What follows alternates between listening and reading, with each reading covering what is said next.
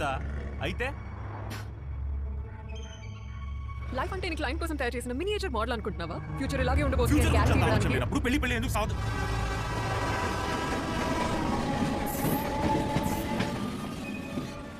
ఏమన్నావు?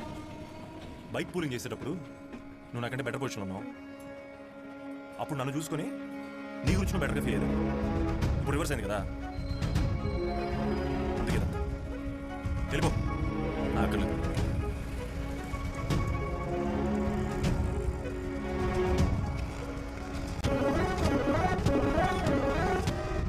ചേട്ടാ ഡെലിവറി പേരെന്താ? ശിവ അവിടെ വെച്ചിട്ട് പോ. ശരി ഏട്ടാ.